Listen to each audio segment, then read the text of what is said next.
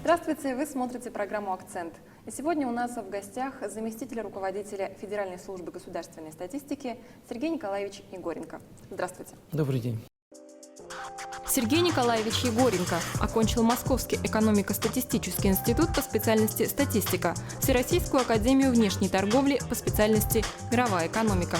В органах государственной статистики работает с 1996 года. В январе 2016 назначен заместителем руководителя Федеральной службы государственной статистики. Начнем мы с мероприятия, которое прошло совсем недавно в стране. Это Всероссийская сельскохозяйственная перепись. Вот расскажите, как прошла перепись, как долго будут обрабатываться данные, когда мы можем подвести уже первые итоги? Действительно, перепись завершилась совсем недавно. Мы проводили перепись на всей территории России в период с 1 июля по 15 августа, 1,5 месяца. По нашим оценкам, перепись прошла весьма успешно. И в целом по Российской Федерации, и в Республике Саха-Якутия. Считаем, что все участники процесса отработали в республике хорошо. Успешно работала комиссия по подготовке и проведению переписи. Кроме того, прекрасно было организовано взаимодействие нашего территориального органа, местных органов власти. Активное участие в переписи приняли районные и поселковые администрации, а также другие органы исполнительной власти, которые помогали нам в проведении переписи на местах. А вот то, что касается технологии проведения, она отличается относительно прошлых лет? И вообще, какие современные методы сегодня внедряются в статистическую деятельность? Вы знаете, в последнее время мы действительно активно применяем, в том числе при проведении переписей, новые достижения информационных технологий. В частности, чем отличалась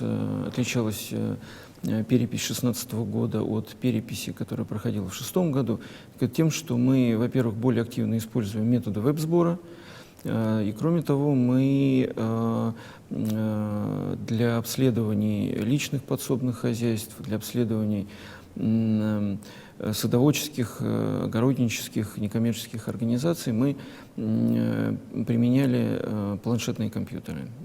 Переписчики использовали планшеты, это сокращает и срок сбора, и, соответственно, в последующем период обработки.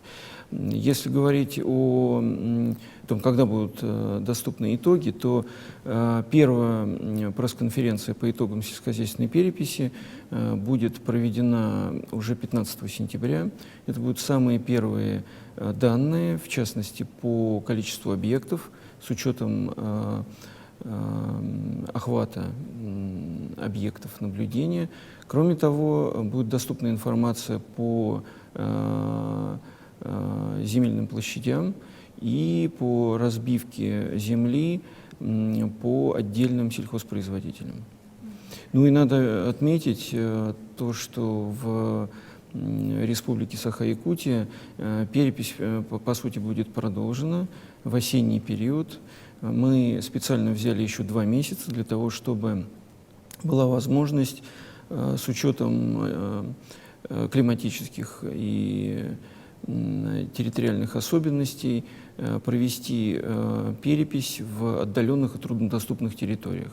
В Якутии в 9 из 31 района есть такие труднодоступные территории, и мы дособираем информацию в осенний период. Это где-то примерно 5% от общего объема собираемой информации по республике. Ну, это то, что касается вообще переписи. А вот касательно других наблюдений, которые проводит Росстат, какие технологии внедряются?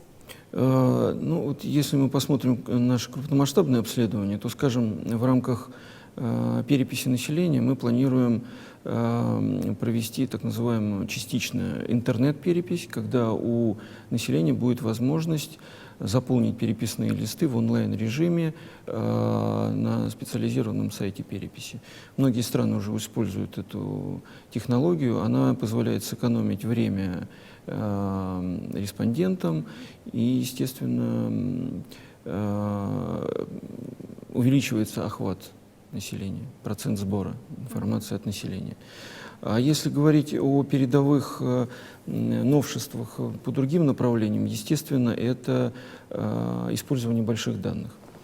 Большие данные — это, если кто не знает, этот термин означает неструктурированные объемы данных, которые формируются в огромном количестве в информационном пространстве. Для статистики наиболее интересные такие источники больших данных, как, скажем, данные, информация, получаемая по соцсетям, это информация, которая доступна от крупных продавцов, от торговых сетей, это, так скажем, ценовые какие-то, да, индикаторы, это транзакции, которые осуществляются крупными компаниями. Ну и кроме того, это данные с различных считывающих устройств. Мы планируем использовать данные, формируемые вот в режиме больших данных, в таких направлениях статистики, как статистика цен, статистика транспорта, статистика населения.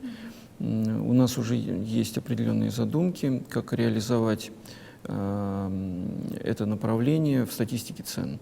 Уже есть предварительные договоренности с отдельными ритейлерами о предоставлении нам достаточно большого объема данных. Это позволит нам и сократить наше обследование, сэкономить бюджетные средства и получить более качественные результаты. Ну, вот раз вы заговорили о статистике цен, то задам, наверное, вопрос, который волнует многих россиян. Каким вообще образом продуктовое эмбарго повлияло на уровень цен в стране? Насколько все помнят, продуктовое эмбарго было введено в середине 2014 года, и эффект от этих мер российского правительства сказался на ценах на рубеже 2014-2015 годов. И если мы посмотрим рост цен, скажем, за первый квартал 2015 года, то он был довольно большой. Он составил более 7%, что сказалось, естественно, на годовом индексе цен за 2015 год. Вместе с тем, начиная с апреля прошлого года, мы уже наблюдаем сглаживание роста цен, не наблюдаем каких-то существенных скачков, и в текущем году ежемесячная прибавка индекса составляет 0,4-0,5%. Таким образом, мы к июлю месяцу вышли на уровень 3,9% роста цен по сравнению с декабрем прошлого года. В текущих экономических условиях это очень хороший показатель. Если существенных потрясений до конца года не будет, в частности волатильности курса, то, очевидно, индекс может остаться в годовом исчислении в пределах 6%, что оценивается макроэкономистами как очень неплохой показатель. Я, наверное, задам вопрос, который часто задают Росстату. Ежегодно в апреле месяце все юридические лица обязаны предоставить бухгалтерскую отчетность в налоговую и органы статистики. Почему нельзя использовать принцип единого окна при сдаче отчетов? Разумеется, этот вопрос прорабатывается сейчас и на площадке правительства, и в органах исполнительной власти. Идут межведомственные согласования. Естественно, должен быть один вход информации. Как мы предполагаем, этим входом будет являться Федеральная налоговая служба. В настоящее время, как вы знаете, Федеральная налоговая служба собирает данные бухгалтерской отчетности для своих контрольно-надзорных функций. Росстат осуществляет сбор и ведет базу данных по бухгалтерской отчетности для представления этой информации широким кругам пользователей. Мы сейчас заканчиваем согласительные процедуры с Министерством финансов и Федеральной налоговой службой и надеемся, что в самое ближайшее время мы реализуем принцип одного окна по этому направлению. Замечательно было бы. А также, наверное, многих интересует вопрос безопасности, да, сведений, которые получает Росстат. Вот как обеспечивается эта безопасность? Естественно, принцип конфиденциальности для нас один из основных, он является одним из основополагающих принципов официальной статистики ООН. Мы уделяем этому вопросу повышенное внимание. В последнее время мы внесли несколько изменений в федеральные законы о статистике, которые ужесточают требования, предъявляемые к соблюдению конфиденциальности. Последнее изменение касалось недопущения истребования у органов статистики другими органами власти первичных данных. Для нас, как для органа, непосредственно работающего с респондентами, очень важно доверие респондента. Поэтому для нас приоритетом является именно обеспечение недопущения утечки первичных данных вовне. И таких утечек у нас нет, и это во многом связано с тем, что у нас в автоматическом режиме обеспечивается режим конфиденциальности. Причем это касается не только тех случаев, когда одно предприятие действует в обследуемом регионе. Мы также обеспечиваем недопустимость косвенной идентификации. То есть закрывается информация, когда в регионе или в каком-то другом территориальном образовании функционирует по одному виду деятельности 3 и менее предприятий, или если один из объектов наблюдения имеет доминирующее значение, то есть превышает 85% от общего объема, от общего значения показателей. В этом году резко увеличилась сумма штрафов за непредоставление статистической информации. Каких результатов вы ожидаете? Вы знаете, мы уже эти результаты почувствовали. В конце прошлого года действительно очень существенно были повышены штрафы, особенно для юридических лиц при повторных нарушениях, до 150 тысяч рублей. Это серьезное наказание, и мы уже видим увеличение, безусловно, процента сбора и, соответственно, уменьшение процента неответов. Тем не менее, мы ориентированы правительством на использование этой меры только в случае серьезных нарушений и повторных нарушений предприятиями правил сдачи отчетности.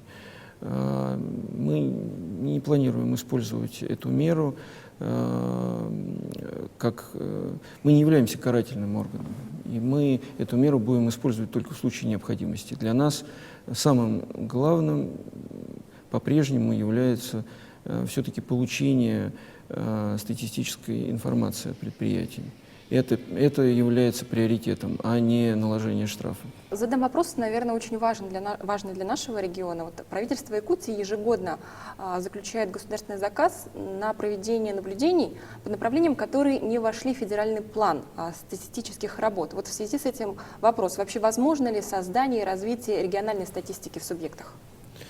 Региональная статистика в субъектах существует, и мы должны прекрасно понимать и отдавать себе отчет в том, что на федеральном уровне мы, реализуя федеральный план статистических работ, не всегда способны удовлетворить все запросы местных органов власти. Есть определенные особенности в регионах, губернаторы реализуют, и главы субъектов реализуют какие-то свои особенные специфические программы развития, и иногда требуется получение оперативной и более подробной информации по региону. Мы этому не препятствуем. У органов местной власти есть все полномочия для того, чтобы собирать какие-то дополнительные сведения, которые не предусмотрены официальными статистическими наблюдениями. Тем не менее, естественно, при сборе таких данных нельзя допускать дублирования информации, которая уже собирается. Нельзя ни в коем случае увеличивать нагрузку, отчетную нагрузку на бизнес, она и так сейчас достаточно высока. Поэтому мы всячески приветствуем взаимодействие местных органов власти с нашими территориальными органами, и если у глав субъектов возникает необходимость проведения каких-то дополнительных обследований, как правило, они обращаются в наши статистические территориальные органы за помощью, и мы считаем, что это хорошая практика. Таким образом, мы можем обеспечить качество собираемой информации и единство методологических подходов. Вообще, на ваш взгляд, сейчас достаточно статистической информации по муниципальной статистике? Вы знаете, мы совсем недавно проводили очень скрупулезный анализ той информации, которую мы собираем по муниципалитетам. У нас есть два источника информации. Во-первых, мы ежегодно собираем форму отчетности 1МО, который предусматривает сбор данных от органов местного самоуправления. Это довольно обширный объем информации, и на него не распространяется режим конфиденциальности, эта информация абсолютно открыта. Огромный пласт информации, связанный с жизнедеятельностью муниципалитетов. Кроме того, мы включаем муниципальный разрез разработки в наши стандартные формы статнаблюдения. В настоящий момент единственным препятствием для более полного представления данных по муниципалитетам является как раз реализация принципа конфиденциальности. Дело в том, что, как правило, в муниципалитетах по отдельным видам деятельности действуют не более 3 организаций, отчетных организаций. Таким образом, мы обязаны закрывать эту информацию. В первую очередь это касается, конечно, экономических показателей, показателей промышленного производства. Тем не менее, по социальным вопросам, по вопросам экономического развития муниципалитетов, в особенности показатели сельского хозяйства, очень хорошо представлены. Мы считаем, что в настоящий момент та информация, которую мы распространяем по муниципалитетам, она достаточно полно отражает состояние развития этого уровня, этого территориального уровня. Ну и кроме того, у нас регулярно проводится обследование домашних хозяйств. Обследование эти мы проводим на выборочной основе. И распространению данных на уровне муниципалитетов мешает, разумеется, недостаточная репрезентативность итогов по муниципалитетам. Фактически для того, чтобы распространить информацию по муниципалитетам по целому ряду индикаторов, нам потребуется организовать сплошной учет, что ни по финансовым, ни по юридическим вопросам осуществить не представляется возможным. Ну, как мы видим, Росстат проводит вообще большую, огромную работу. Самое главное, чтобы эта информация доходила до населения. Вот как Росстат взаимодействует со средствами массовой информации сегодня? Ну, вы знаете, мы используем практически любую возможность для того, чтобы пообщаться с журналистами. У нас в Росстате активно внедряются принципы открытости. Одним из принципов является доступность нашей информации для широких кругов населения. Без общения с прессой, без проведения информационно-разъяснительной работы практически невозможно рассчитывать на реализацию этого, на качественную реализацию этого принципа. Естественно, мы активизируемся, когда проводим крупные обследования. Вот, в частности, в рамках сельскохозяйственной переписи была проведена масштабная информационно-разъяснительная работа. И вот результатом по Республике Саха-Якутия стало то, что ни одного отказа от участия в сельхозпереписи мы не получили по республике. Это очень хороший результат, говорит о качестве проведенной разъяснительной работы. Ну а на федеральном уровне мы, как федеральный орган исполнительной власти, постоянно присутствуем и на федеральных каналах. Есть у нас программа, проект с общественным российским телевидением. Это «Цифры недели». Есть у нас регулярные пресс-конференции в «Аргументах и фактах». Создан клуб, в рамках клуба деловой журналистики создана соответствующая секция, в которой мы обсуждаем вопросы статистики. Так что мы, на мой взгляд, сейчас очень активно представлены, очень хорошо и полно представлены в средствах массовой информации, как федеральный орган власти. Большое спасибо, Сергей Николаевич, что нашли время, пришли и ответили на наши вопросы. Это была программа «Акцент». Всего доброго.